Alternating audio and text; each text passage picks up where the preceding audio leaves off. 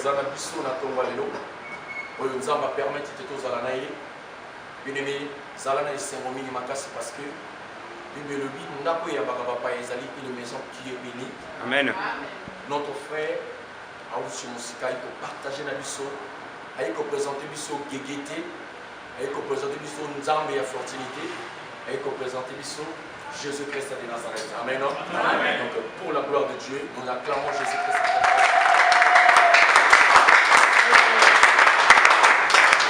La biso pour mamina makomana nzambe pona enseignement de lelo de commission nzambe gloire à Jésus-Christ de Nazareth. Merci ma frère. Dieu le Saint-Esprit parle. Amen. Que Dieu soit béni. Alléluia. Amen. Alléluia. Amen.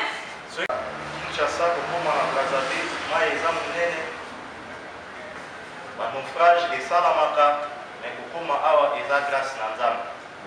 Vous allez reconnaissant en première position et pas à Jésus-Christ de Nazareth, le véritable protecteur. Donc, sous merci na Nekonabiso, notre bien-aimé, le frère Fiston, na frère Lazare, pour Naboyananga Awa, ils ont passé la journée Moubimba, na la grève aux Arakinamo, pour l'occupation. Il y a bandeko nyonso ya église ya Kinshasa oyo balingi Jésus-Christ de Nazareth parce que bazalaki vraiment na esengo ya kolibérer ngai pona koya ko partager na bino maloba na Nzambe. Donc je n'ai pas quitté Kinshasa comme un rebelle. J'ai eu quand même la bénédiction de frères et sœurs. Et koki bozwa biso même ba semaine parce que quand on parle de l'église aujourd'hui, il y a beaucoup de choses. Mais par la grâce de Dieu, le Pôle Atoza, pratiquement à 1h30, on a libéré l'espace Oyoyo. Nous allons vous donner l'essentiel Oyo et pour permettre à ce que, dans le Yomoko, aux Onginanda, aux a méditer, aux a vraiment la compréhension. La vraie pensée biblique, le Saint-Esprit a continué pour éclairer. Alléluia. Amen. Thème ya lelo to partager bande konabiso oyo balingi Jésus-Christ de Nazareth na ngambo ya Londres bazwa ki séminaire il y a 3 jours, 2 jours sur yango week-end oyo eleki. En tout cas, il a eu thème moko sepelisa kinga et nzamba chakinga à cœur biso pe to partager yango.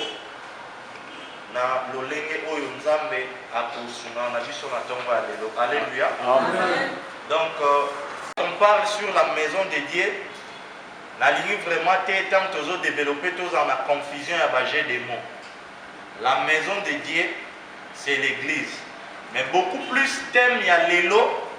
Nous allons par la grâce de Dieu expliquer la vraie maison de Dieu. Donc, c'est-à-dire l'église véritable.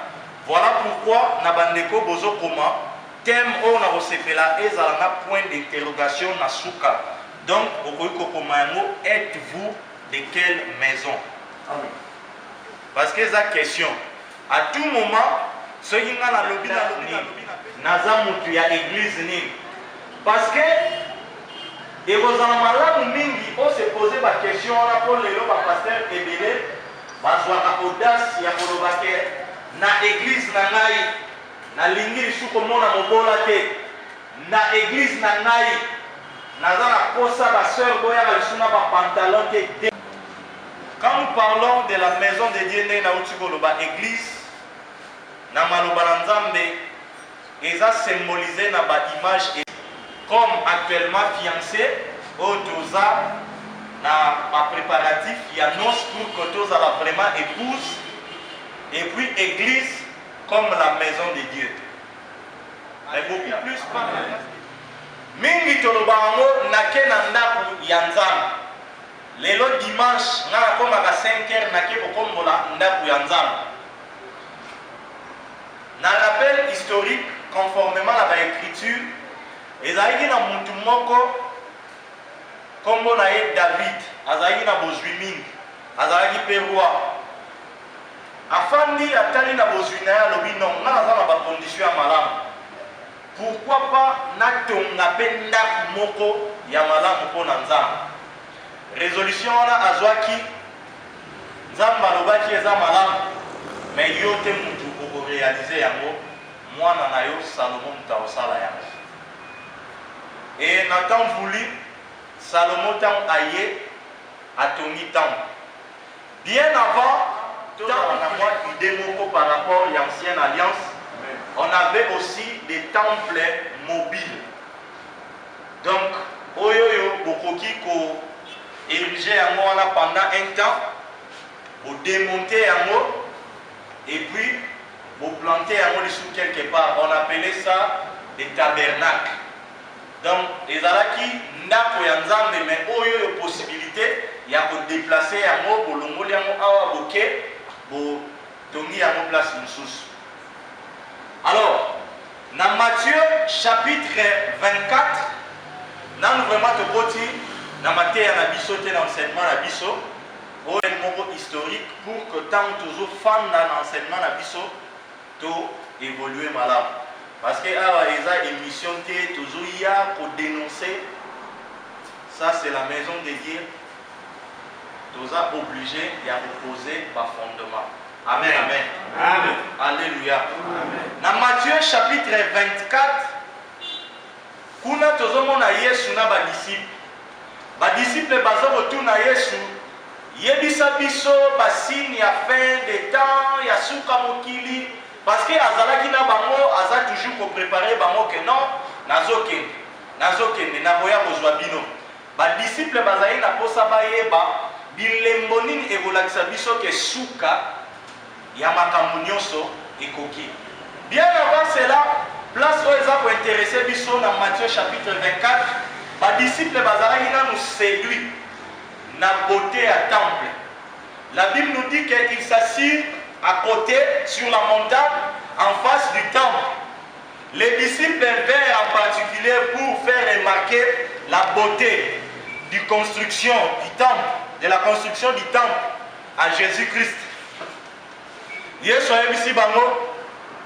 Voyez-vous tout cela, il ne restera pas ici pierre sur pierre qui ne soit renversé.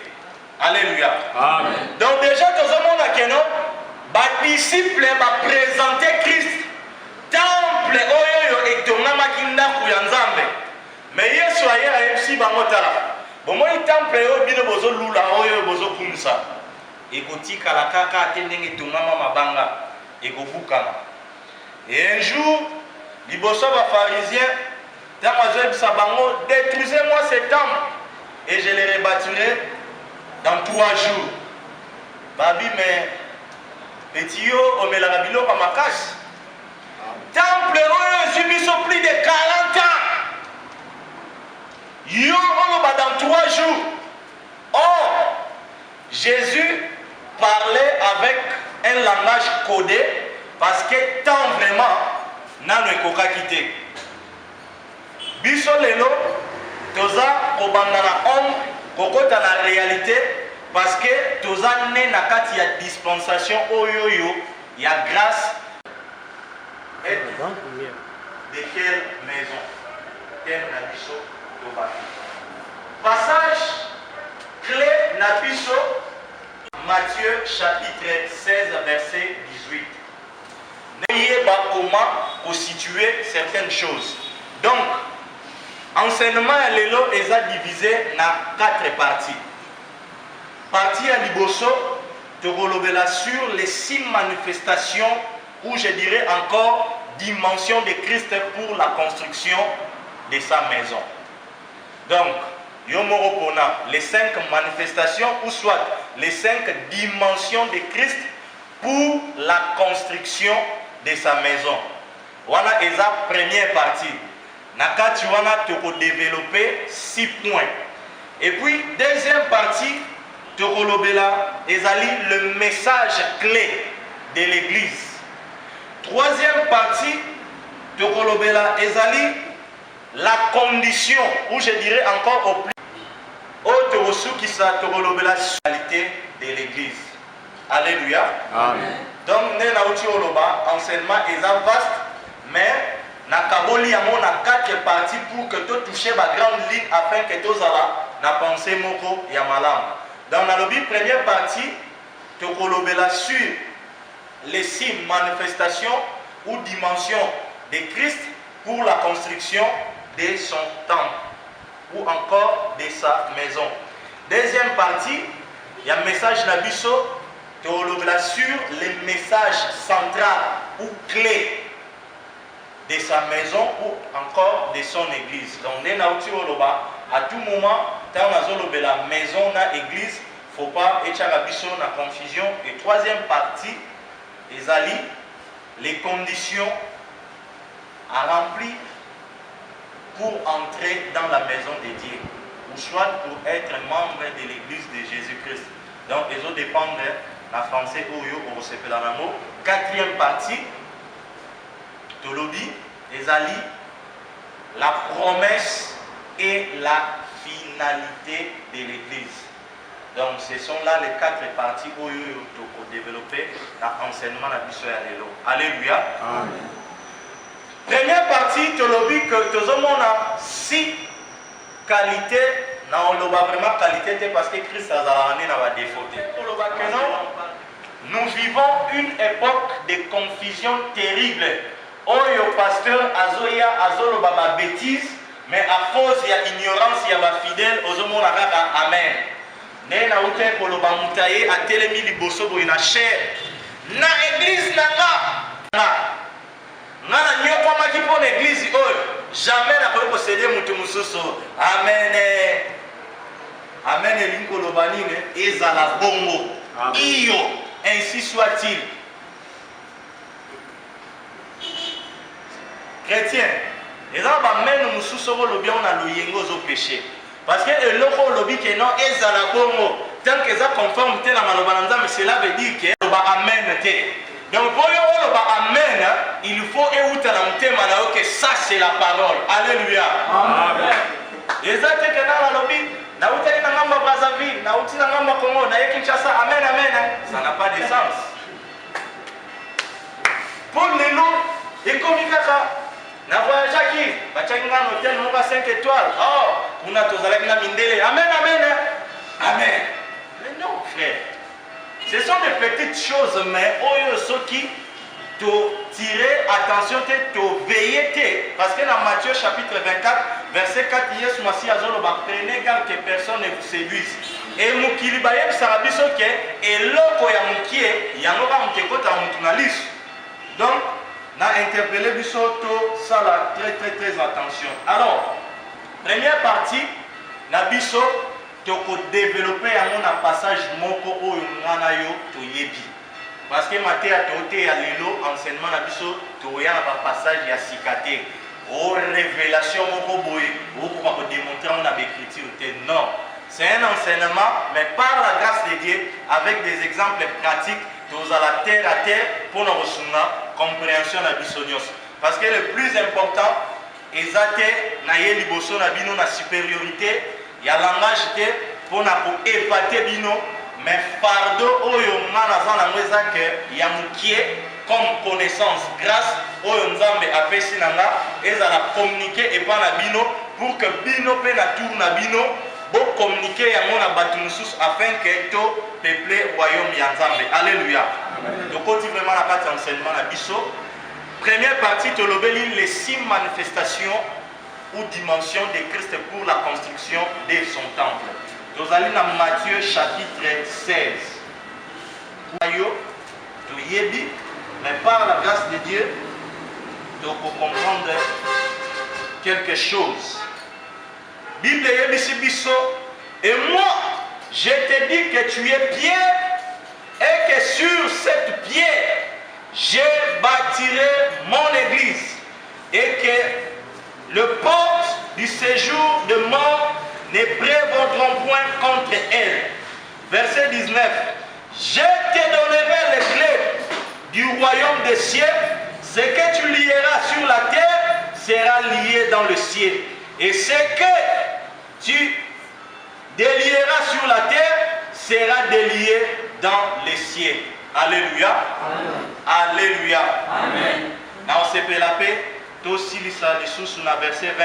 Alors, il recommanda aux disciples de ne dire à personne qu'il était le Christ. Alléluia. Amen. Frère, même juste, Babaneko Kende n'a pas dit à séjour des morts. Oh, frère, Yokanga malade. Donc, avant Christ, séjour de mort, ils ont divisé en 3 parties. Et actuellement, par rapport à Oya Kanisa qui osa faire des miracles à l'obi yango. Nenge toyoka kabatu balobaka. Yesu à l'obi c'est bon. Nani naza pona bino. Pierre à l'obi, tu es le Christ. Et alors moi biso batutolo bango nzunzu, mais Christ a oye bisayeke eza nzunzu na yote, donc c'est-à-dire eza nzoto na makila na yote, mutu est révélé yo. Mais c'est mon Père qui est dans les cieux qui t'a révélé que je suis le Christ. Amen. Alléluia. Amen. Premier point, il y a première partie na biso na bandeko bozo komankuna tozo mona visionnaire et véritable architecte. Parce que dans le verset 18, 19, 20, tu comprends que Makambu Yesu a Pierre. Pierre, il est à comprendre parce que ça fait pas de spirituel et puis ils ont visé la future. Alléluia. Amen. Parce que nous parlons de la maison de Dieu. Première partie de l'Obi, les 6 manifestations ou dimensions de Christ pour la construction de sa maison. C'est très important. Dans le verset au total déjà 18, Christ a dit que moi je t'ai dit que tu es Pierre. Sur cette pierre je bâtirai mon église. Donc déjà, tu dois comprendre que l'église a des niveaux tout. Avant on peut faire un plan, maquette, mais pour la réaliser, c'est un donc, quand Christ a concevoir un plan pour la construction de sa propre maison, et alors que non, je bâtirai mon église. Donc cela veut dire que notre église, on a autonome. Vision Amen. Et plus loin pour notre je te donnerai les clés du royaume même. Oyo te bien dans l'apôtre Pierre. Comme on a eu Simon. Pour identifier Simon, Simon, fils de Jonas. Alors on dit que Simon, tu as Pierre. Donc premier point, Christ, le véritable visionnaire et architecte, à concevoir plan pour l'église azalaki na besoin ya mutu moko te. Alléluia. Sikoyo, to expliquez-moi quelques mots parfois dans la version de la Louis II et tu as la confusion. Tout le monde y a que moi je t'ai dit que tu es Pierre sur cette pierre. Dans la version sous le rôle de Darby, et moi je t'ai dit que tu es Pierre sur ces rocs, je bâtirai mon église. Mais et moi je t'ai dit que tu es Pierre sur cette pierre, je bâtirai mon église. Pour que tu comprennes il faut que tu vraiment dans mot grec. Tu comprends que non, Yesu t'a lobby et moi je t'ai dit que tu es Pierre.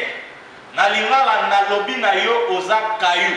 Parce que Pierre, a lobby na Simon fils de Jonas y a liboso na grec ezali Petros. Eza kopé sa biso la petite pierre. Donc Yesu a dit Simon fils de Jonas. Au moni yo lokola aux une révélation na makasi na yote. Mais par le Saint-Esprit na yebisho sikoyo oza libanga ya mukie caillou. Sur cette pierre, donc deuxième pierre, vous vérifiez dans l'écriture, na bino roc. Na aibishe yo désormais nemoza boye Pour allonger automatiquement, comme moi, Simon, fils de Jonas, et lui-moi, les lots paquets, moi, moi, Pierre. Mais, tant qu'on évolue, dans l'enseignement, la puissance, tu comprends que la puissance, tu as la puissance à Pierre. Sur la construction de la maison de Dieu. Question, oh, les comme thème Nabiso, êtes-vous de quelle maison? Si vous avez tu vas expliquer Christ est pour bâtir l'église. Yomo Sikoyo, tu as comment temple dans l'ancienne alliance Ezalaki physique, Yesu a promettre que non, oyo, et Roti Kalakata Watenda Kwanzambe oyo. Koto oyo, abandi Sikoyo Kotomanda Kumusus. Donc Yomo Sikoyo, pendant que je ça déjà la réponse dans mon thème Naza Moutou, il y a église ni. Alléluia. Amen. Deuxième point, il y a première partie de la mission de comprendre que Christ, le véritable transformateur, a changé. Troisième point. Troisième point, toujours la première partie de la mission, parce que faut que nous malembe pour vraiment comment Christ a bâti l'église. Troisième point, tu as commis Jésus-Christ, la pièce maîtresse qui soutient la maison en accord avec la bannière au verset. Acte chapitre 4, verset 11. Bobo Samate, les deux différences n'a pas ça qu'il y a Pierre ni balai. Ça c'est un enseignement parce que pour la likolo yemoko aza pour partir église naye et puis awa sikoto mona yemoko comme la pièce maîtresse. Maintenant, le verset Otozotanga est vraiment pour que tu comprennes comment Christ a sa pièce maîtresse. Il y a l'église Oyemoko Aza pour bâtir. Acte chapitre 4, verset 11.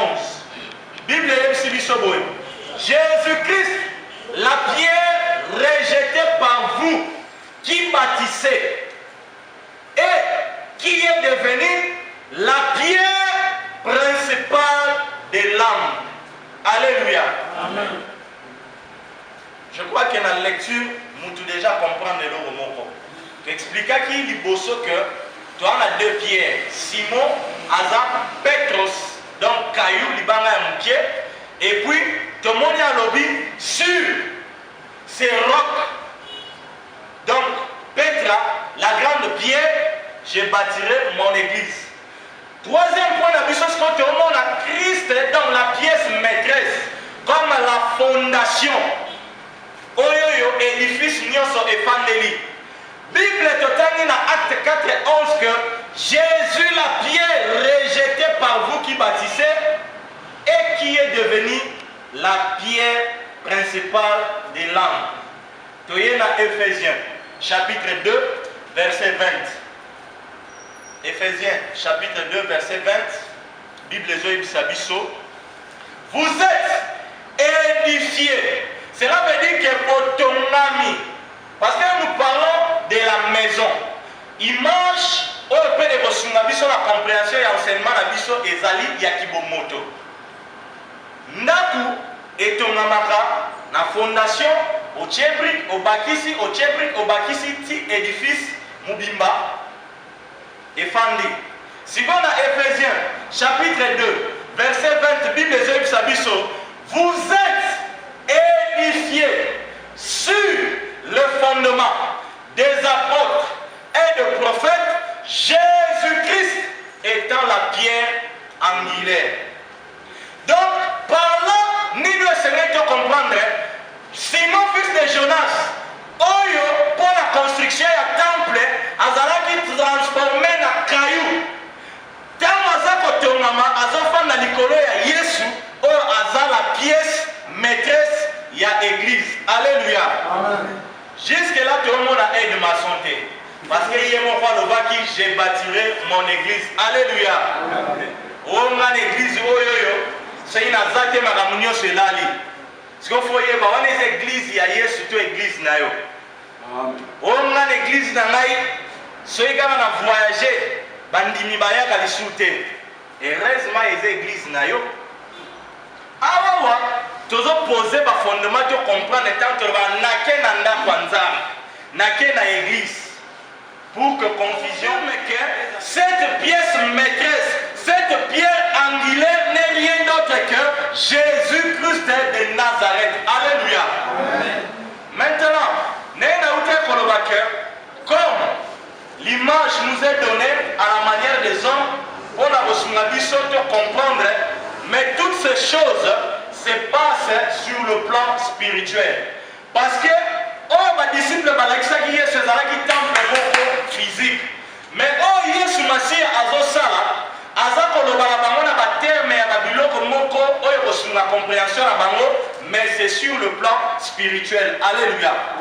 Si on se tourne à Éphésiens chapitre 2 verset 20, pour la Bible vous êtes édifiés sur le fondement des apôtres et des prophètes. Jésus-Christ est à la pierre angulaire. Ah, Paul alobi, personne ne peut poser un autre fondement. Donc cela veut dire que et loko eza kotonga biso fondement na ezali ba enseignement oyo ba apôtre ba recevoir et pas ya yemo comme mukolo église ne ba kina ba loba mukolo bord mukolo plan tata lopanga alobaki boye yamana Paul malgré ayaki après ayaki to tongela nzambe temple to sa soingeni aosonga kaka lobi personne ne peut poser un autre fondement. Alléluia. Amen. So Paul oya komeli biso bepitre oyo ayaki après azako zonga kaka keno oyo aussi bozwaki et puis plus loin fondement to comprendre ngo maloba na nzambe azoba keno si un homme même un ange du ciel vient vous prêcher un autre évangile que oyo bozwaki autrefois véritable et pas il y a Christ Allah ke la mamabe. Alléluia. Yamwana mosai na nzambe nyoso o aza kotor de sens ya maloba na nzambe aza ndoki aza sorcier olinga oboya olakela mi mabe ngate maloba na nzambe parce que tout le monde que quand toi aujourd'hui tu veux t'accaparer de l'église du Seigneur tant yeso azotonga dadi ozalaki wapi batu bazalaki wana abaite que non Pierre yaka tokotonga na boya ye moko azako se servir na moto na eloko na lolenge nango aligné. N'oubliez pas que la premier point, il y a première partie na biso tant on le qui présentation générale. Tu peux ça exemple il y a maquette.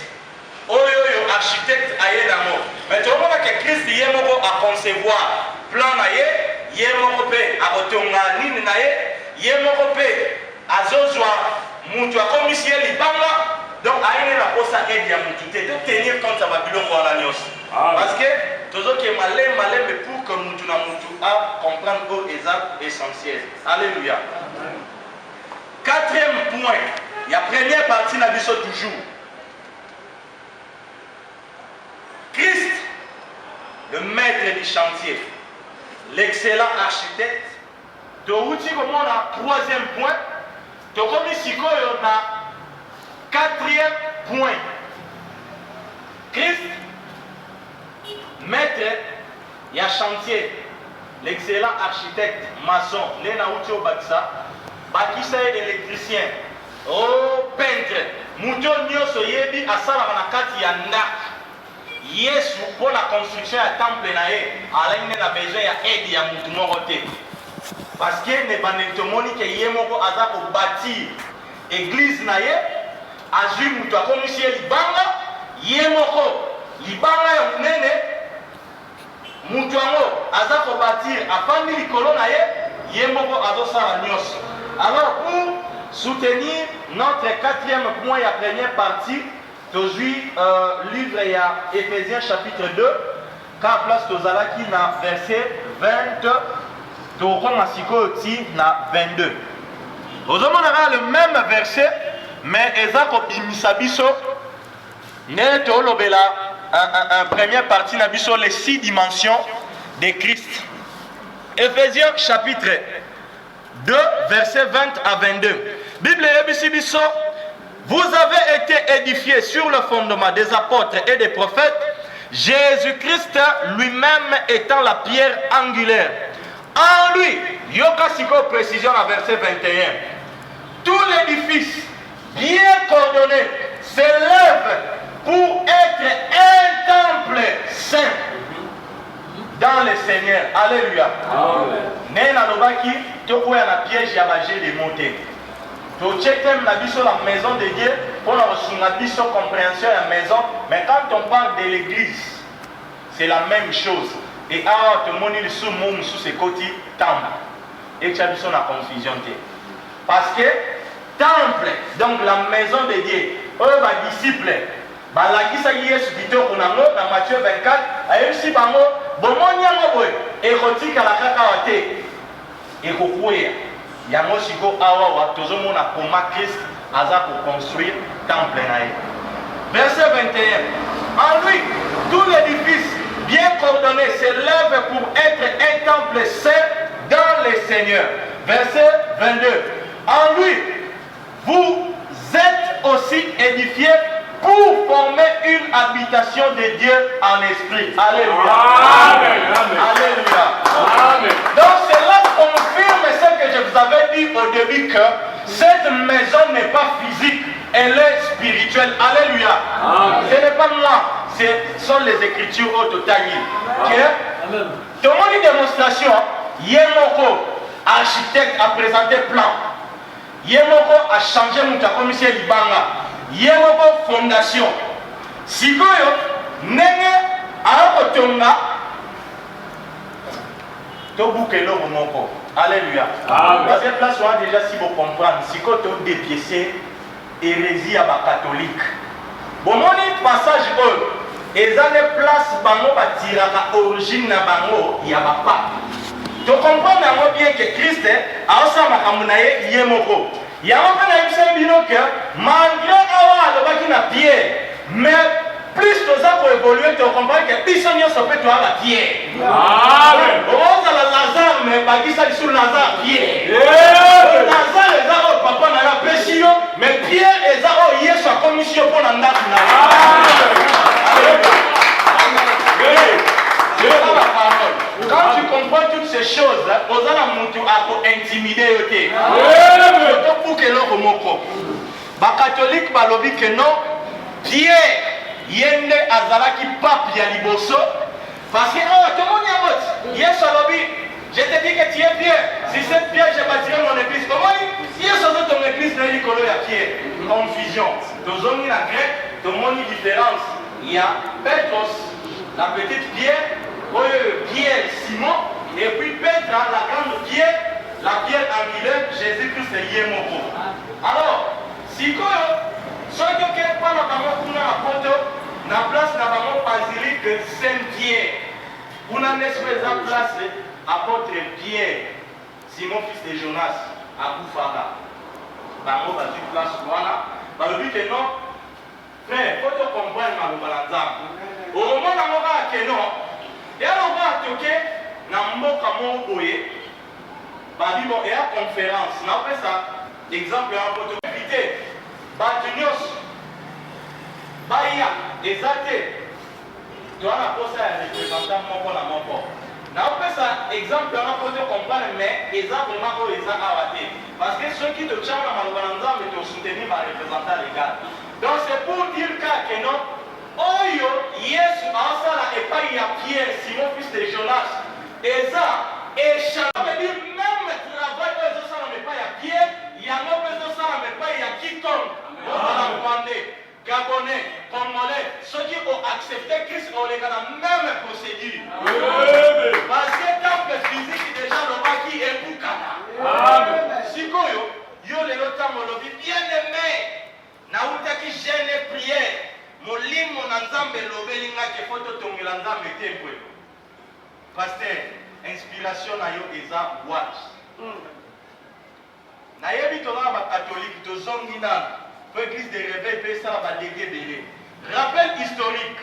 Na kati Israël, il y avait plusieurs maisons, bâtiments oyo ne to zaboy. Ba synagogue, lecture il y a loi et banek pe bosala mawana.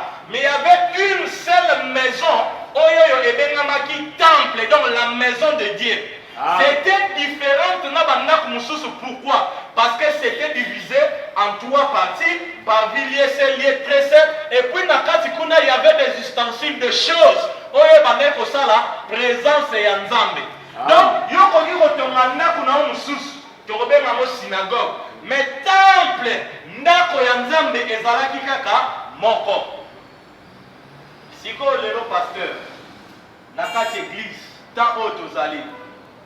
Et dans l'émission, on a été de recevoir télécharger qui ont la nuit, de le voir sur Diemati, pour Rolandamo. Parce que ça, la chrétien, les autres à la séduire. Dans Matthieu 24, 4 sur l'obéi. Prenez garde que personne ne vous séduise. Les gens ont plus confiance. Ils ouvrent grandement leurs oreilles pour la Koyoka, ni Nzambe Yadadi Adobi et non pour vérifier l'écriture. Il y a un moment où il y a une veste en apparence qui était bien aimé, après avoir gêné. A gêné, à 75 kilos. À Bimigène, à 78. Parce qu'on a évité, on a vu la Vita Christ. Point d'interrogation. Après avoir gêné, Dieu m'a parlé, j'ai vu des anges. Qu'il faut te sommer l'entambé, le pas moto tomber la été vélo. Maman, tu t'es katamou bayaka. Moi, si wana, tikala ki na mokata mibale. Kolobate kozangi yaka mama, tu t'es la nzambe tempelo. Pasteur, vous avez banda.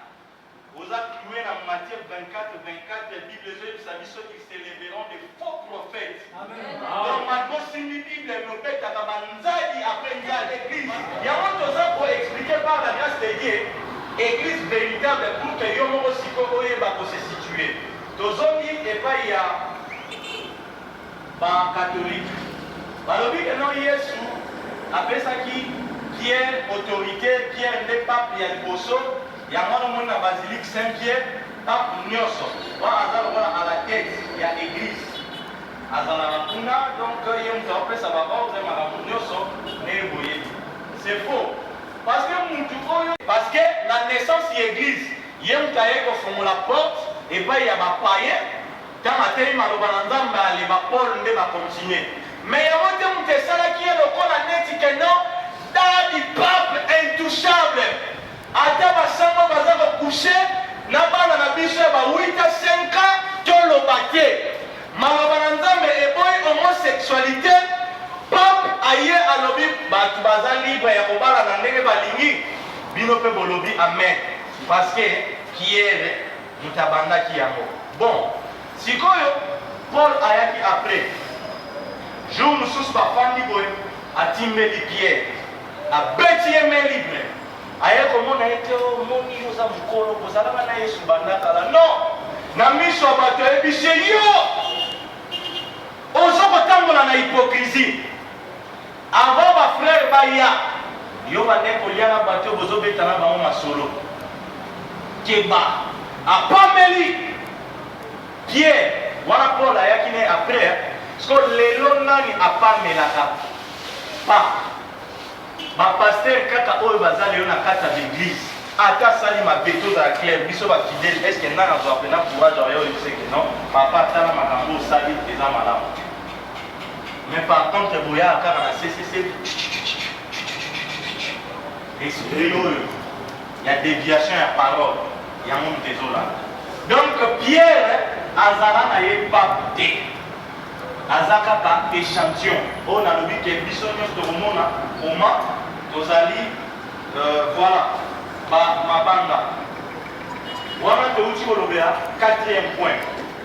Bandeko Boucho ya Siko, le thème d'Abisso Zali, êtes-vous dans quelle maison? Olobea, 4e partie. Première partie, à moi, de développer, comme la 4e point, et Zali, les 6 manifestations ou dimensions de Christ pour la construction de sa maison. Deuxième partie, tout le monde a un message clé, central, il y a l'église. Et puis troisième partie, tout le monde a les conditions à remplir pour être membre de l'église. Et puis quatrième partie, tout le monde a la promesse et la finalité de l'église. Donc nous avons la première partie, aussi ici, 4e point, et nous avons 5e point. Frère, Un rappel historique. Rapidement, vous aurez verset dans Luc chapitre 16, verset 22 à 25. Et puis, tu as dans 1 Samuel chapitre 28, verset 7 à 19. Kuna, tout le monde a prénom, Batunia Soroyo Babane Kokufa. Même juste, Babane Kokende, Nakati a séjour des morts. Oh, frère, Yokama Mala. Donc, avant Christ, séjour de mort, les Arabies divisés en 3 parties. Et là, il y a une place où tu as la Saint d'Abraham, place où Lazare, Lazare pauvre, à Kenaka, où homme riche, à Yébissé, puis surtout au Kembawa, côté Papa Langi Bazali, Tangi Satamwa, Tanga Moko. Oh, Otier Langaï. C'était comme ça, dans l'ancienne alliance. Saint d'Abraham, Boabinonios Nakatia, séjour de mort. Des morts en captivité, en prison. Mais bien sûr, on a place mort ya Kimia, na Saint d'Abraham, où les Alaki, le la image ya paradis. Na Katikat, Adim, et puis dans la Moussousou, lieu de tourment. Si quoi, 5e point d'abisso, pour te là, les 6 manifestations ou dimensions de Christ pour la construction de sa maison. Tomoni, Nengi a changé, Batou, Azo, Babylone. Ah, c'est bon, tout le monde a maison anti-enfer. Alléluia. Amen. Frère, tu as ma veste anti-balle, ma veste anti-sasita et dendi. Dans l'ambassade du père, ça a un anti-balle, n'a pas mis pour que pénétrer, que pénétrer à béton. Mais avant, comme c'est sur le plan spirituel cette maison, tout le monde a dimension où c'est la maison où ils ont anti-enfer. Donc il y a un enfer et tout le bidoté, il y a un séjour de mort. Alléluia. Donc quand on a l'enfer, un séjour de mort, ils ont un mort. Si que tout ça dans Matthieu 16, 18, tout le monde a eu un tableau général. Et les portes du séjour de mort ne prévaudront pas contre elle. Pour aller dans le foot, tu sais que non, il y a une libanga, tout bon. Pour Pierre, aller dans le moutonnier, ce sera couché, alors qu'il y a un séjour de mort. Na, ce sera juste un Saint d'Abraham. Maintenant, quand j'ai bâti mon église, à viser la carte de futur. Parce que nous sous la loi. Alléluia. Christ n'a pas profité. Il y a un verset 20 dans Ayemsi, par exemple, Makamonio, c'est ici, par exemple, chut. Vous voyez, il y a un côté qui est dans Christ. Alléluia. Donc, il y a un moment même matin, détruisez-moi ce temple. Je le rebâtirai dans 3 jours. Ce n'est que normal, Batouban, le bâti pour Amélie Diamba. Mais vous avez dit que n'a pas oyaye, a fait sa plan. A préparé, que j'ai bâtiré dans le futur mon église. Alléluia. Parce que mon église est physique. Aboyi yango et kokukana et kotika les sous à terre. Promesse na no lengo à rebâtir. Yo si ko terme na biso. Êtes-vous dans quelle église? Là ce que na 4000 il y a une église na yo. Tout le monde a finalité église comme ça. Tout le monde a son colamo penaye sa prometa qui pena ba immeuble et autres comment au tcha ba liste que non colamo finir dans la nappe de mati. Amen. Frère, vous avez version nyonso. Nkolo le pasteur a oye lo kakao que non frère, quand il s'en va venir. Enveloppe ya moto tongaza mete enveloppe il faut au dépiécer. Ah, enchaînement la version oyo. Aza carré, aza occultiste, aza teti. Yo posa papa 60 ans, te banga libumu na yo, ange na yo, nama no bananzam. Ya pas match. Amen. Donc on a loza na âge ya koko nanga. Tango yeko déformer malo bananzam, te ko pamela yo. Amen. Frère, par rapport à salut, les gens la primo te partager qui on a bandé. La Bible dit que vous avez été rachetés à un grand prix. Amen. Na ko banga ko dénoncer mutombo po za na relation na sasu. Amen. Kongo oyoyo, sasu akuta ki ma kolenga kotika ngo. Amen. Si vous tombez là on y. Talaka makam. Tombez là on y. Frère, tu as posé dans votre fondement parce que voilà déjà, voilà. 6e point. Bon, au moins si tu as dénoncé Boye, sans enseigner, il y a un moment où on après on a l'équipe à la folie. Si vous quand on a la première partie, tu as comment construction, il y a temple, il y a nzambe, ndakunae, et au salama. Alors, si vous avez pesa, tu as nzambe temple, aux andoki. Amen. Et puis la théologie, pourquoi vous égarez le peuple de Dieu? Vous allez finir en enfer. Amen. Mais oh, il y a nzambe, Bible, mes brebis entendent ma voix et elles me suivent. Amen. Yanzambe après Kobima, au Finanga, gloire à Dieu, mais l'essentiel, au Yoki. Amen. Tu vas courir après les temps de par la grâce de Dieu, tu peux sa grande ligne. Mais au moins, na auto la plus, autant la verset moko yo moko enrichir yango lisusu. Alors, tu comprends que ndaku o Yesu atonga eza anti-enfer. Donc, tant aux kati ya église ya Yesu, hey, alléluia. Yo séjour des morts et voyez bayote. Yango la bino ba prédicateur botière na matanga bokeba la confusion. Ça va confier. Oh, générateur d'Abraham, la sœur d'Abraham. Non, dans l'église c'est pas ça. Il y a des réalités lorsqu'un chrétien a koufi. Moutouna soba koufi. Donc les Arabes que non, délégation ba ange yanzambe. Baye. Délégation pe bato ba kagulu baye kozwa papa na maman la baza koto. Bon tiens. Bon, tiens akati molimo. Waya boy, soko zagi yanzambe. Ange mo papa tanga zoya. Mala mopo. Kembo na kembo kuna na lola. Kembo na kembo kuna na lola. Anje akoyembela. Kembo, alléluia. Frère, dans ce jour de mort au Kekosani, c'est prouvé dans les Écritures. Botan Asuka Yaba, Évangile Nyoso, Matthieu, Marc, Luc, Jean. Bon, on a que tant où Christ a couffé, après qu'on sait quoi, frère, il y avait des corps, des saints, oyoyo, bah c'est quoi qui Batamboula Inakatamir à Jérusalem. Et cela est encore confirmé dans Ephésiens chapitre 4, avant le verset 11. La Bible nous dit, totalement, faut à la tes frères, voilà. Alobaki. Alobaki. Amen. Frère, en accord, il faut en accord d'abord avec l'esprit. Ce n'est pas un enchaînement à verset, esprit est en angote, Ephésiens. Ephésiens chapitre 4. Tobandi, même dans verset 8. C'est pourquoi il est dit, étant monté en haut, il a emmené des captifs. Il a fait les dons aux hommes. Or, ce qui signifie il est monté, sinon qu'il est aussi descendu dans les régions inférieures de la terre. Frère, Yesu Masia, dans la Koufi, 3 jours, Wanadon et Zalaki Oyokaka, il y a Pesamoun passage.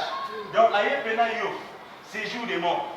Yo, malgré que vous allez tourmenter David, Abraham, Kunate Bassin, il y a un moni makila na Yesu, frère. Et Zalaka n'a pas de pour la mission de l'église. Pour Bazalaki Bassin, vous avez la prison. Mais nous n'avons pas eu de mort. Le séjour des morts. Mais vous avez la famille en mort. Dans la passe, on peut sa image pour comprendre. On a lié les tourments. Parce que Yesu t'a noyé. Makila naye. Bible de Saint a hébreu qu'il a traversé le tabernacle céleste et il a présenté son sang au Père. Voilà pourquoi Makila Wanatanga Kitaki dans la région inférieure dans ce jour de mort. Frère, à Salina nous marche en arrière, à récupérer nos bakouaya nyoso. Allez, tomate. Bonini confirmation. Bonini confirmation. Amen. Na croix. Muyibiwana. Baptisé pour tout. Ayambika ka Yesu. Ce soir, tu seras avec moi où? Au paradis. Tu seras avec moi où? Au paradis. Si vous chrétien dans le séjour des morts, Azate. chrétien hypocrite, Amen. impuni. Il y a un Christ a confirmé que ce qu'on a la carte église nana anti-enfer. Amen. Le séjour des morts est bioté. Après, c'est pas compris. Il dit Paul a l'oba qui la mort met un gain. Prophète Agabi saya petit misakoli alingi sentir alobi mkolo sentir oyo nazomona kuna bazozela kuba batu babandi politika kaka politika kaka alobi non pourquoi bozobanisanga naza kokende kote ya maloba na nzambe je suis prêt non seulement à être tabassé lié même à mourir à cause ya kombo ya Yesu parce que yebaki ke anti enfer osoba kufi mbala moko Paradis. Alléluia. Alléluia. Frère, si vous avez une église, vous avez une assurance à l'eau, la tekeba. Thème la vie, êtes-vous dans quelle église? Église, vous êtes aide maçon. A comme si vous êtes awa eza anti-enfer. Totanina bino. Vous êtes d'accord pour question-réponse. Nate ba écriture. Jusque là, tu auras un verset mort auto développé. Matthieu 16, 18, 6 à 20. Alors bien ok, le porte de séjour des morts ne prévaudra pas contre elle. Elle là, les amis, ndakuana, et un français facile. Alléluia. Donc, dans moi la carte église à Jésus, en fait, j'avais dit qu'il y a beaucoup de choses à dire, mais nous pourrons après le temps pour que tout ça soit essentiel. Alléluia. Première partie, car la Tozali, si vous au 6e point, pour la deuxième partie. Verset 19. Christ confirme que sa maison, que c'est sa maison, j'allais dire, en donnant les clés aux travailleurs. Alléluia. Amen. Frère, pour Christ a confirmé que bon, il y a la remission du Banga. Après, ça a toujours planté. Je te donnerai les clés du royaume. Ce que tu lieras sur la terre sera aussi lié dans le ciel. Ce que tu vas délier sur la terre, cela sera aussi délié. Frère, donc cela veut dire que tant aux ans à 4 églises, il y a Jésus, on a ma clé, passe partout. Vous dites clairement ce qu'on a moni, Jésus-Christ. Parce que Jésus-Christ égale parole. La Bible nous dit quiconque invoquera le nom du Seigneur sera sauvé. Donc quand tu invoques Jésus pour être sauvé, même à ta papa n'a dit chef coutumier, Cléwana, Jésus-Christ, paf! Amen. Oh, famille, on a pas de babota, kaka, ceux qui n'ont pas d'anesthésie, va bien harmonie, on va sur césarienne. Il y a ceux qui peuvent porter la césarienne, sœur, c'est besoin de ma clé. Le problème aussi, c'est la prise de conscience que non, on a tourné nos libanda. On tourne libanda. Il y a un moment où Satan, le rôle à Zam, il y a pour la pécorger à bout qui fait à côté, ajouter biloko yayo. Maladie aux autres, on dit ça. Clé na moi ezali. Situation na yo. Clé na moi ezali. Je te donnerai les clés au pluriel. Cela veut dire que et ça le problème mon côté au clé wana le nom de Jésus. Et oui aux gens au fumula pour que moi na anika. Amen. Il y a un à confirmer que les église na ye ndam na ye azope ça la clé. Alléluia. Donc comprendre un mot que de expliquer beaucoup plus sur Pierre, mais bisonioso les autres à Pierre. Il y a un moment dans Éphésiens chapitre 2, 20. Apôtre Paul, et vous-même, comme des pierres vivantes. Vous comprenez un mot? Dans le que non, Pierre a échantillon. Ce sont ceux qui ont dit que catholique, qui ont pierre clé. Non. Hier, moi je te dis que tu es Pierre parce que a joué une révélation. Non, à Ginzunzulaye. Mais si vous avez l'église et famille, fondement pesant. Paul a après. Vous-même, comme des des pierres vivantes. Comme nous courons après le temps de la deuxième partie. Message central de l'église. Frère, c'est le royaume des cieux. Amen. Le message clair de l'église, c'est le royaume. C'est quoi le royaume? La géographie, science, théologie, tout le monde a une explication plein de philosophie. La Bible veut définir son royaume. Tu es dans Romains, chapitre 14, verset 17. Définition du royaume. Deuxième partie, le message clé de l'église, c'est le royaume. Alléluia. Nous allons démontrer cela à la lumière des Écritures. Que c'est ça le message clé. Alléluia. 14, 17. Car le royaume de Dieu, ce n'est pas le manger et le boire. Oh, mais la justice, la paix et la joie par le Saint-Esprit. Et là, on va mettre attention à moi, il fallait pas banga, koye bisabiso ka cœur. Royaume yanzam, eza paix, justice, bande bien, poussé par le Saint-Esprit. Mais pourquoi Paul a bandit d'abord pour interdire que le royaume des cieux, ce n'est pas le manger ni le boire? Paul fallait que non, le royaume des cieux, c'est la paix, la joie, les autres dans le Saint-Esprit. Mais abandonner le royaume exalté. Alors le royaume des cieux, ce n'est pas le manger ni le boire. Koliana komela ezini symboliser juste social ya mutu. Libala mutu kalupan tout ce qui est lié à l'homme. Yango o eza ko symboliser koliana komela. Ba besoin ya mutu. Ah oui, ezana nu yangote. Le royaume des cieux, ce n'est pas le manger et le boire. Le message clé de l'église, c'est le royaume des cieux. Amen. Tu peux prouver à moi. Christ, on a bâti l'église naïe. Tu es dans Matthieu chapitre 3, verset 17. Nini Bible de Sabiso. Kuna tolomona Yesu tanga bandi ministère naïe. Parce que tout le monde s'arrête dans Éphésiens. Bible vous avez été édifié sur le fondement des apôtres et des prophètes. Jésus-Christ étant la pierre angulaire.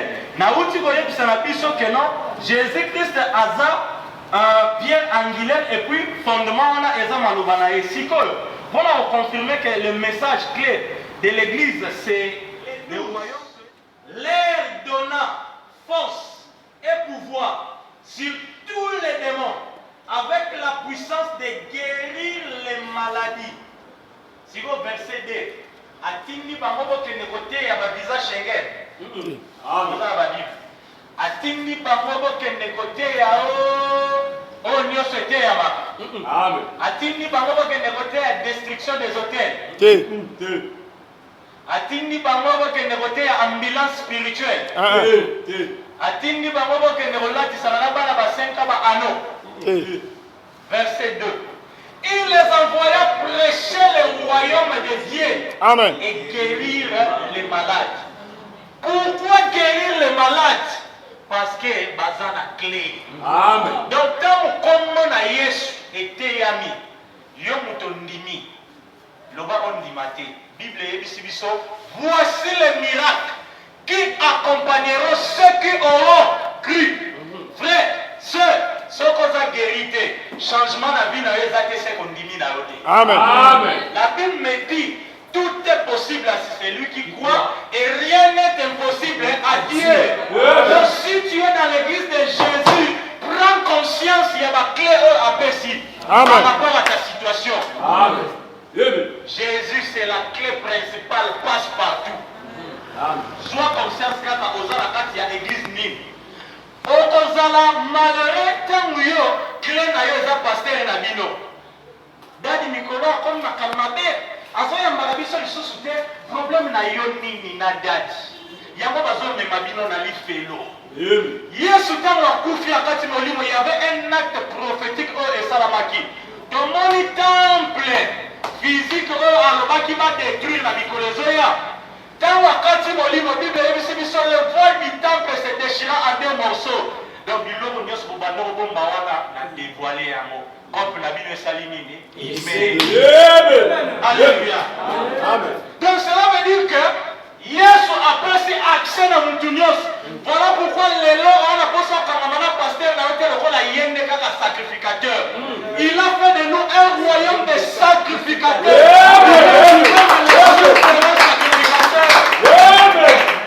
Pour ta situation, on a posé un zamba mbalate, on a posé un zamba fistote. Yango ni ngana na bureau na yamba batute. Frère, tozo yambisa bino nde Yesu. Yenda kata likambo na yo. Problème na ngai. Amen. Ezo tumisanga. Yesu alobi boya na mikuma na bino epai na ngai. Yesu ko zoya na oya ye pa na nga. Yanga mona na za kilo. Vraiment. Yesu ye yolanda ye. Amen. Sur l'église, on a une consultation prophétique payante. Piment, c'est l'enfer. Amen. Il n'y a aucun verset. On peut me passer à la binobaïa na peau. Amen. Bayaka comme mon amosai na nzambe maboko pambate. Bayaka na ndapa nzambe maboko pambate. Donc oh le nia ko na. Voilà pourquoi on appelle les lots au phase des ans à monter. Amen.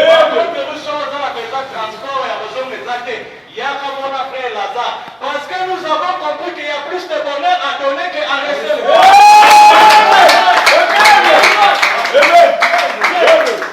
L'évangile qui n'a pas un intérêt à pasteur. Pourquoi l'église de Dieu, pasteur le plus riche, assistant à yé, attend ou à moto, à la moto. Mais il y a pas de jeep, pas de celle là, des gars. Zamba Dadie, Nazako Sala, Baba Maléré. Amen. Si vous avez une église née, on a la vérité, on a voté à Bino à monter parce que on a posé ça. Bon, ça la dépendance, c'est pas la bango. On l'a dit, tout passé. Papa Fiston, on l'a dit. Ah, moi, si n'a pas paiement, à travers toute la journée. Problème nini. Enseignement à nos frères, ce qu'on lit dans qui sont spirituel.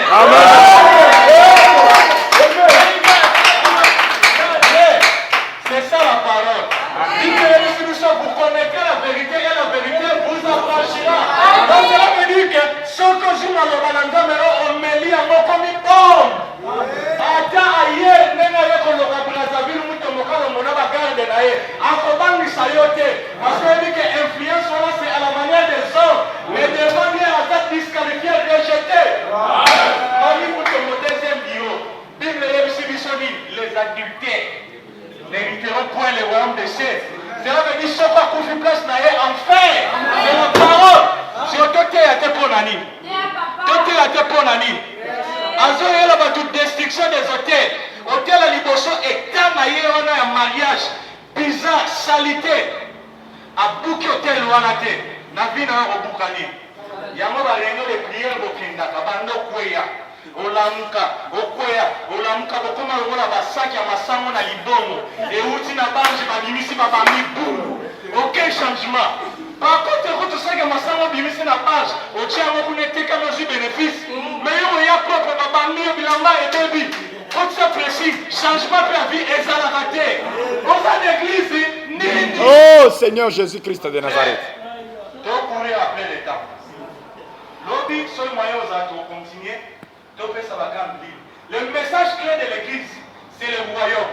Parce que la Bible nous dit, dès lors Jésus-Christ commença à prêcher, n'a devenu un ministère naïf. Repentez-vous, car le royaume des cieux est proche. Jean-Baptiste et Azara qui vont la présenter. Alors, repentez-vous. Yemei aye, repentez-vous. Ah, tout le monde a saisi ses disciples, n'a pas si bango onction. Pouvoir, atiki bango la ténérolia batubadi mete. La fumuli débat. Ce repère ça a dit nos âmes maudits. Amen. C'est pas moi, c'est dans la parole. Parce que dim est en pratique, il y a loi. Or, de pratique, il y a un peu ma paix. Malachie 3, 16. Et là, 3 combien? 10. Et là, déformé, ça n'a pas de sens. Pratique, il y a loi. Tant pour ça, il y a un paix. Galates 3, 13. Vous êtes sous la malédiction. Et ça dit, et paix ça me l'a eu. Zamba au pambola. Neto za boena ya pesa ka dimi azana immeuble la tombo la musabi. Azongwa. Frère, so yo pesa la dimi, ça sunge soit lekio na mbongo. Musika. Wa malheureux. Amen. Wa malheureux. Amen. Oza malheureux. Amen. Lipango linini oyo ozwa na nzela ya dini. Vraiment. Mais par contre, c'est juste une parenthèse dans la Bible. La Bible est que chacun donne comme il a résolu dans son cœur. Alléluia. Ça veut dire que paye nenge bimi boy bafuti nga 200 000 na lobi pona bolingo na ngala nzambe na pesi 150 000 pour la musala nzambe na tikani na 50 na roho limité nzambe na ngana 1/10 peut-être souffle de vie on nzambe zo pesa yo na 1/10 on comparé à mon année. Nous avons été rachetés à un grand prix. Toi tu crois que billet de banque na yo changer nzambe na nini? Amen. Ah, on a brasé la Kinshasa partout. Nani sa mon agence va comment la transfert. On a salaire na on a que virer na compte nzambe. Amen. Ça c'est quel évangile? Moyibi. Le message clé de l'église c'est le royaume. Amen. Parlons la quatrième partie. Condition pour entrer dans l'église ou encore être membre de l'église. Jean 1, 2, 1, 12. La Bible nous dit, quatrième partie, condition pour être membre de l'église. Jean chapitre 1er verset 12. À tous ceux qui l'ont reçu, elle a donné le pouvoir de devenir enfants de Dieu. Alléluia. Donc, au côté koyana makamanda mette pas papa na bino za na pasteur. Au côté côté la carte makamanda mette pas mobali na yo ateyaka. Au pour l'église na biso to un espace à munene, na mpo na biso to un espace à munene, to koma l'église. Na pe na bongo la mutema non. Tu dois d'abord écouter et accepter. Mutuo a accepté à passer la croix, a commis une nouvelle créature. La Bible nous dit que les choses anciennes sont passées. Voici toutes choses sont devenues nouvelles. Donc pour entrer dans l'église, comme c'est la maison de Dieu, assemblée des saints, le temple du Dieu véritable, frère, il faut d'abord accepter la parole, passer par la croix, tu dois confesser tes péchés. Parce que les lois de cette église, les chrétiens sont dans large porte ya munene. La Bible est étroite, c'est la petite porte qui amène au paradis. Mais porte ya munene, il y a un espace dans la moboye, il y a un munene. Donc, na moya na makoto na ba valise na ngai. Oh yes, alba ito na mikuma na biso pa na ye. Yo frère en Christ, oza na mwasi na pale, de makang koto. Oyiba na musala mikumba no wana nyoso wana biso toza ba réformateur, toza ya nzambe. Oza à l'aise na vie chrétienne na yo. Keba. Amen. Frère, Christ alobi, c'est lui qui veut me suivre, qu'il s'en charge de sa croix. Amen. Yosi mafinga yo mutu nzinzi pona Yesu. Talaka makambo. Yosi mafinga yo santé médiocre pona Yesu. Amen. To kozala wana ya ba prière na retard po maquillage na ba fara jour ba prière na yo eza tellement important que ero fixa pona prière. Ana ka église ni. Amen. Respect ya nzambe zate. Mais ba bengi sa yo kala rendez-vous na ambassade des États-Unis. Jour wana kolala te o prier butu mubimba. Misu kala boy. 5 heures Robeta Ernie. Amen. Frère, pour comprendre ma cambo, il faut aller à la race Yanzam. Il faut aller à la race Yanzam, parce que ce sont des évangiles pour eux, ils ont responsabilisé Moutuda, et à la moitié parce qu'on a attaqué cravate, on a attaqué costume, on a attaqué non. Donc, il y a beaucoup de psycho, il y a mis à la peine au thème manayo. Condition de vie na yo, état na yo.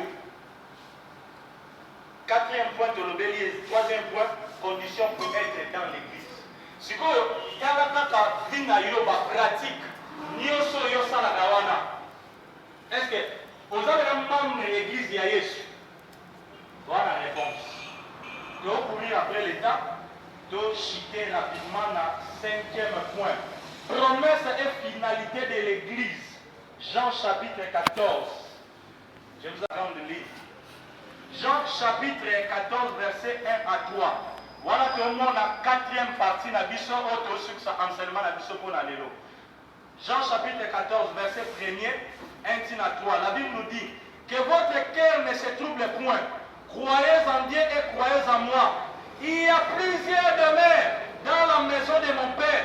Si cela n'était pas, je vous l'aurais dit, je vais vous préparer une place. Et lorsque je m'en serai allé et que je vous aurai préparé une place, je reviendrai et je vous prendrai avec moi, afin que là où je suis, vous y soyez aussi. Frère, promesse, aux chrétiens à Zelaka. Amen. Gloire à Jésus. Amen. Frère, fongola matin ino malamu. Alléluia. Oyo nyonso ya mokili oyo naturellement. Oboyi kozwa yango on se concentrer na bétude otie sérieux. Amen. Obosala osombi mituka mapana. Oke pa ya nganga apesi yo kisi obomi mama tata na yo obosomba mituka mapana. Oyepe pa ya nzambe na temps na ye parce que nzambe pa bengi biso na médiocrité te obozwa yango. Omoni naturellement nzambe na satan bapesi biso biloko mais sikoyo eza eloko moko kaka oyo eza particularité ya nzambe, c'est le royaume. Amen.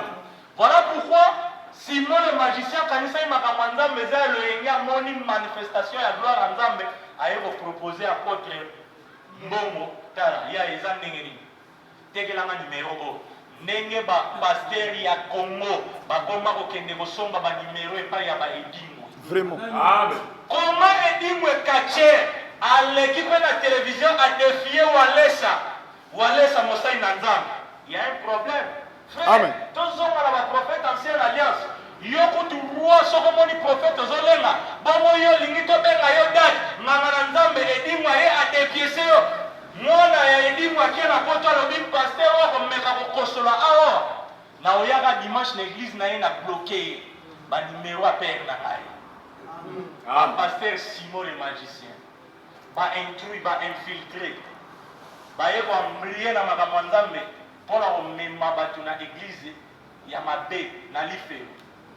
Finalité ya église tomona eza avènement ya Christ parce que frère eloko ya makasi oyo tozela eza délivrance na biso tosouffrir malgré to bachrétien toseforce obanga nzambe malaria ezwaka biso outi kote ya bozongi boyo okuti madame alambi te mbongo eza te frère ya souffrance.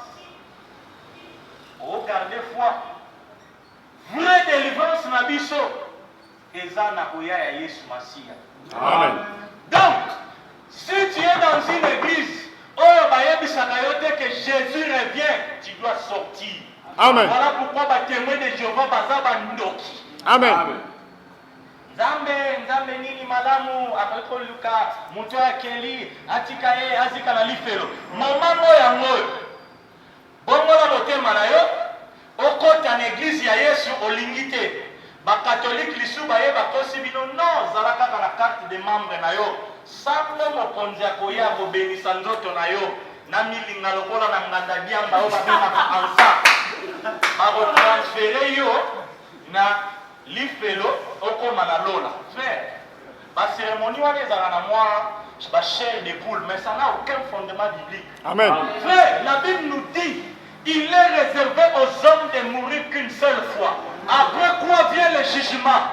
Christ dit, la Bible nous dit dans l'Apocalypse, lorsque vous entendrez sa voix, n'endurcissez pas vos cœurs. Dieu frappe dans l'Apocalypse. Na écoutez à monter marayo. Tosengi yo moté. Tosengi yo moté. Oh nzamba osenga na oka na pokwa lelo il te dit mon fils, ma fille, donne-moi ton cœur. Amen. Je veux que tu sois dans ma maison. Amen. Il y a beaucoup de paraboles pour finir la Kanye Bible parce qu'elle m'a dit ce coquille. Oh Christ, appelle ça. Mais dans la parabole, on appelle ça la future. Alors, le royaume des cieux, là nous sommes dans Matthieu chapitre 25, sera semblable à deux vierges.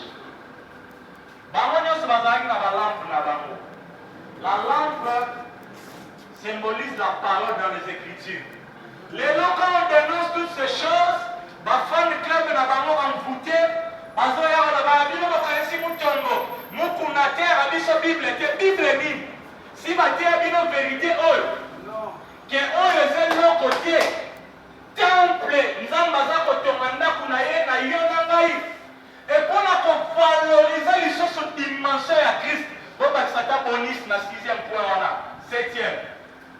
alongoli présence ya nzambe na bandako oyo esalami ya bato aembrouiller diable. Tant que osangana boye toformer une maison spirituelle, ata oza yo moko. 1 Corinthiens 3:16, Bible yebisi biso, ne savez-vous pas que votre corps est le temple du Saint-Esprit? Donc, place où ezalaki mutu fois souffrir alonga kuna aya na temple na présence ya nzambe, yo okomi na nzambe kati na yo. Amen. Yango finalité ezali ebande kosala déjà malembe 4e partie na biso promesse. Yesu alobi nini ke boker ne se trouve point.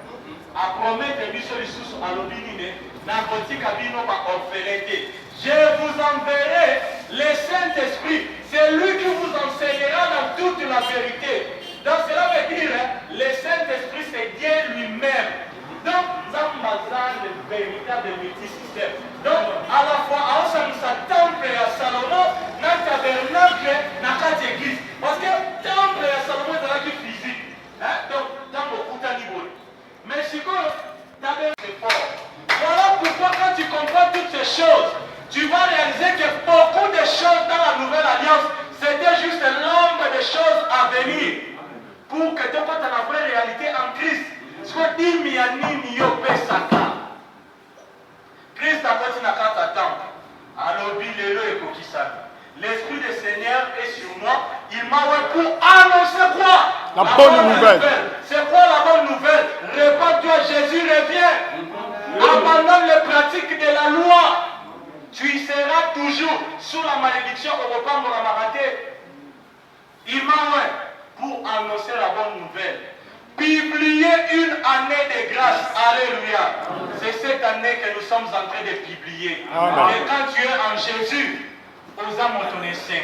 Liwato liwate. Yo osa anti-enfer. Amen. L'ifele yebi yote. Amen. Exact parce que frère l'histoire yebi yo. Non. Ce que Zanzambe a yebi yo, osa automatiquement anti-enfer. Amen. Parce qu'aujourd'hui il y a des chrétiens hypocrites. Il y a des chrétiens, le rôle a ancien succès, il nostalgie. Biso bato bande église, biso te banda voyem la chorale. Il y a un mot bloqué. Bible est biso dans Romains chapitre 8. Il y a donc maintenant aucune condamnation pour ceux qui sont en Jésus, français facile. Balobite pour la parole azala qui autrefois. Donc cela veut dire que ceux qui ont yambié au côté de la église voilà. Destination na yo eza lola. Amen. Alléluia. Otala lisusu si matin. Tu dois payer les prix. Sœur, aujourd'hui fiancé moko yebiso na kobala yo, mais avant na bala yo faut li maintenant. Boudé nini yango yebite soki eza suka to bololo. Adam kolomoko oya ye. Amen. Nzamba yebi oya yo. Dieu honore ceux qui l'honorent. Amen.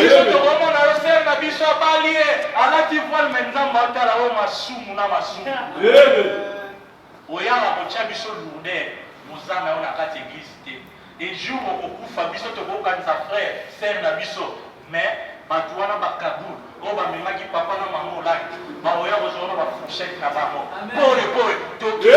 Parce que Bible les impudiques, les menteurs, les sorciers n'hériteront point les royaumes. Amen.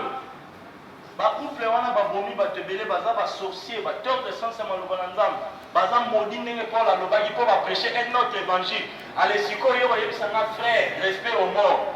Respect à la parole divine, ba ba salita na mort ndenge na pesa respect. Non soit politesse kunezate. Amen. Tolobi oui et amen na maloba na nzambe. Amen. Amen. Frère, il y a beaucoup de choses à dire. Mais je crois que par la grâce de Dieu, nous avons reçu l'essentiel. Nous sommes obligés de respecter les temps. Na autorisation à Bino, si nous pouvons nous lever et prier pendant quelques minutes.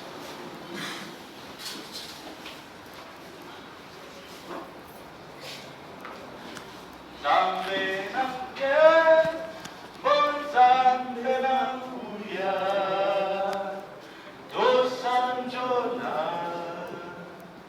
do sanjona, do sanjona, zambe namke, bon zambe nakuya,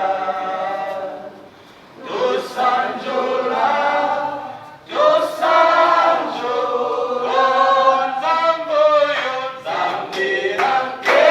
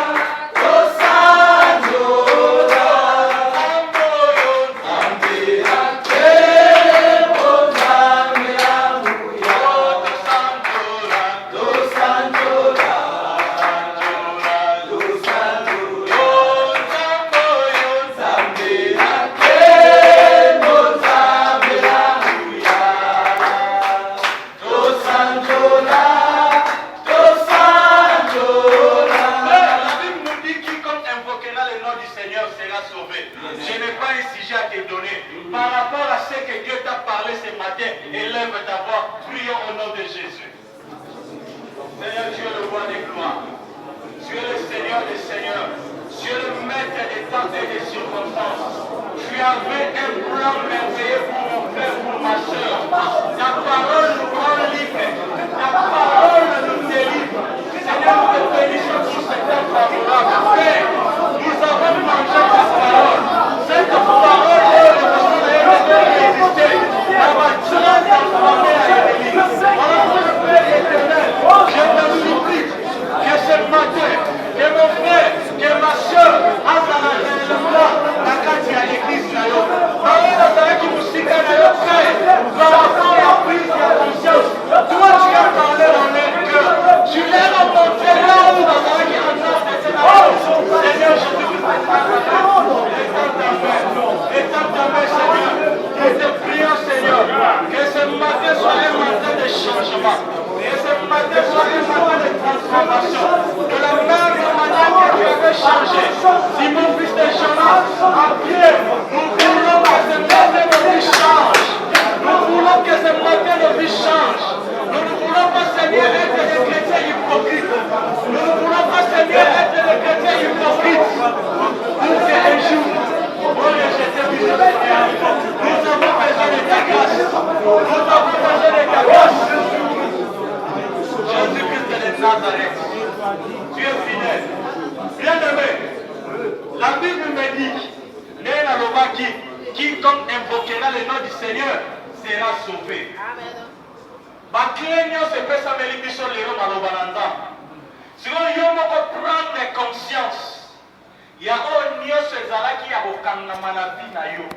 So eza na lisumu moko, alléluia. Oyo bango kokanga yo, ya kokweya kaka na masturbation, na convoitise, na impudicité, de comprendre que clé wana Yesu Masia passe partout.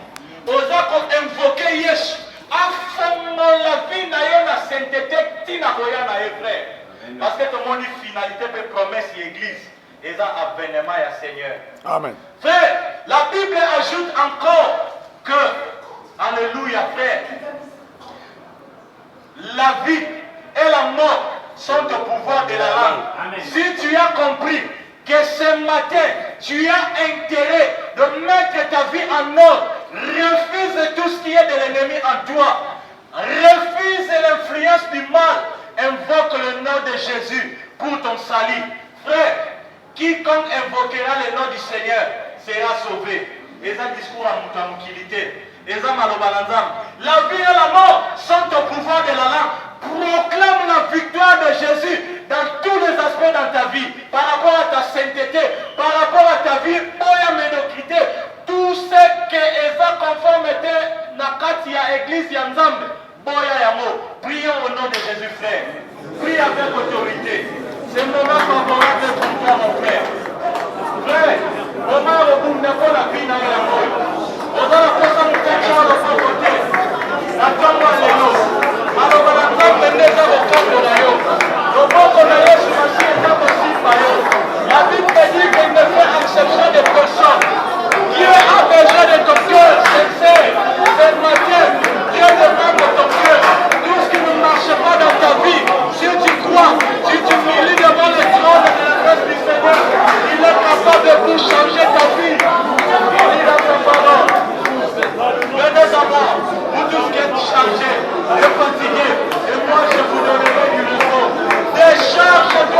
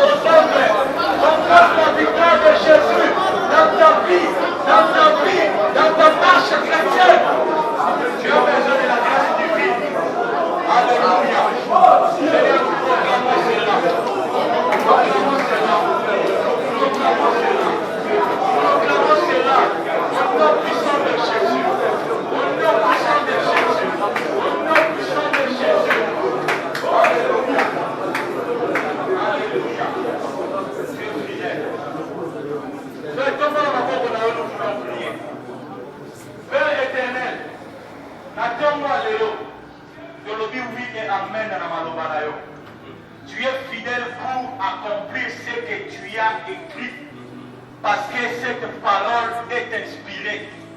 Père, que l'onction sans mesure, parce que tu es la parole qui accompagne quiconque qui s'humilie devant le trône de ta grâce, accompagne mes bien-aimés ce matin.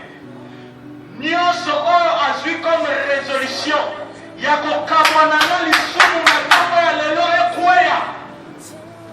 Père, résolution oyo nyonso azwi ya kotika eloko oyo ebande komema ye musika na yo Père, tokuwe isi misala wana mabe na kombo na Yesu. Père éternel, il n'y a aucune puissance, il n'y a aucun démon, il n'y a aucun nom, il n'y a aucune personne qui peut t'empêcher, Seigneur, de sauver la personne qui accepte ta parole. Père, tu es fidèle. Ce matin, au Nyoso a disposé mon thème à Naye pour Nayo. Tika était sali Nayo. Et dans la partage Naye. Père, la prise et la conscience au-dessus à ma clé. Maintenant, Père, mon Dieu Nyoso a na malaise, na maladie bizarre. Père, n'a déclaré et guéri au nom de Jésus. Père, et dans la complication de mon côté, Oyo et Koki, les malades, ton nom est invoqué. Père, souffrance est dans pour la bichoter. Parce qu'à la croix, il y a un qui se bat, mais bien sûr que vous avez été guéri. Père, porte le nom de cette maladie. Au même dans la microscope de monalité, il y a au monde dans la nioso des années, le moment de tomber à la liboso de Père.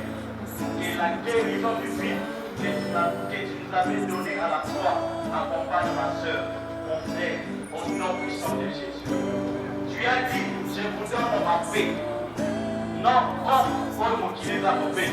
C'est quand il te mit ma nioso pour les amas qui kimia. Na tomba l'Europée. La commune a eu le riete. Mon côté ayaki paï na yo. Azom a donné qui ayaki. Biso de l'obi et amen na maloba na yo. Tika ete eko kisama na babi na biso. Amen. Oyima yima oto kote ki na moba souci à vie. Céleste solèse à la côté. Recherche la biso paix. Premièrement, les enfants dans le royaume. Pour le dossier na tomba à l'élo. Mon côté à Moïba biso ya mo. Yo sengi ngolu na yo yao. Et où me la namite malabiso. Yo le véritable bouclier protecteur. Si quand il y a protection divine dans your père et accompagné chemin à retour. Il y a mon enfant à mon bâti la biso. Si quand il est donc expérimenté puissance, il y a parole, paix à combo na yo. Nous avons ainsi prié au nom puissant de Jésus-Christ. Disons Amen.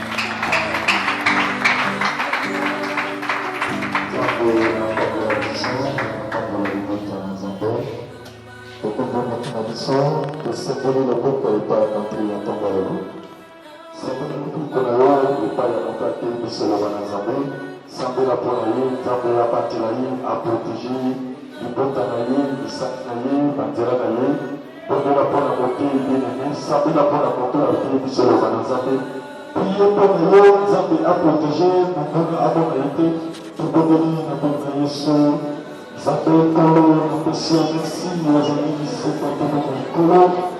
Nous prions pour ton serviteur de ce matin, dans sa maison, dans sa vie, Seigneur Dieu, que le menu ne nous voit pas, partout où il passerait, qu'il prononce de la vérité de l'abondance. Au nom de Jésus, nous allons te retrouver, nous te disons, Seigneur Dieu, Dieu qui prie, par le nom de Jésus, nous sommes ainsi priés. Amen. Amen. Ça fait un pas pour la personne.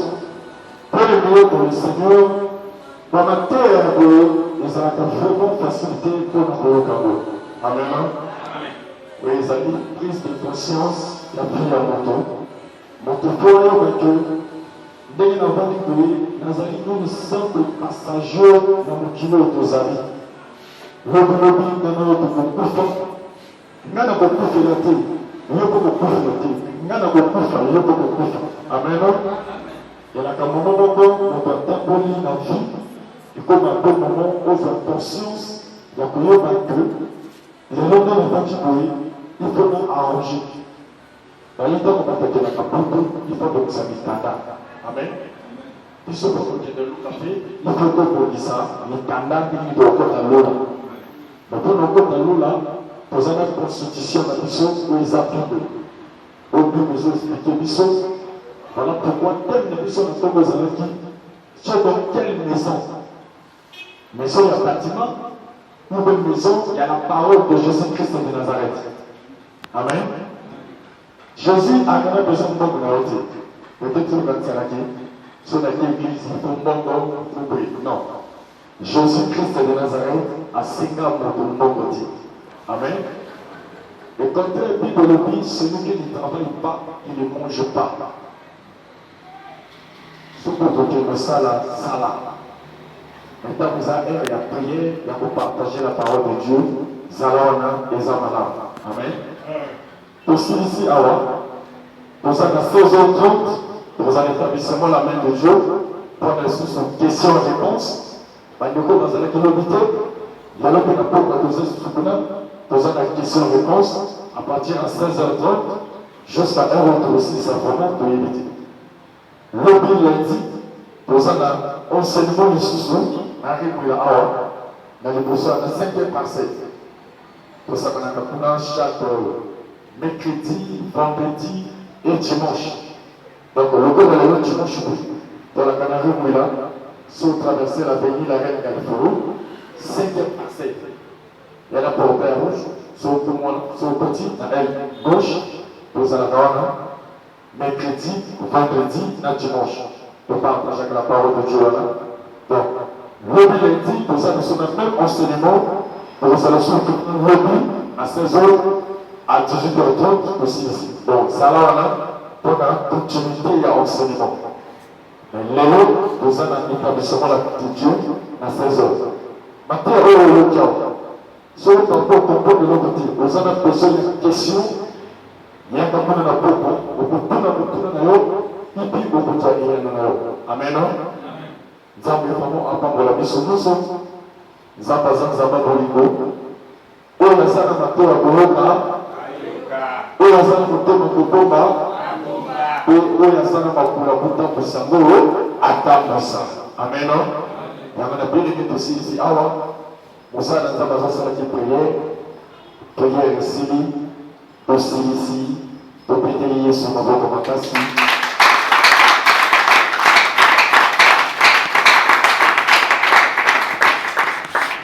Amen.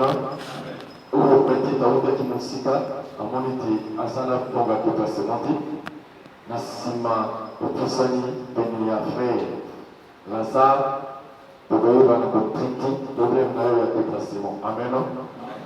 Pour ce que vous dites, parce que Dieu nous a donné le main, ça m'a fait ça sur ma bonne sala. Nous avons besoin de courage, ça là, ça m'a fait pas pour le Amen. Que Dieu nous bénisse, je vous aime.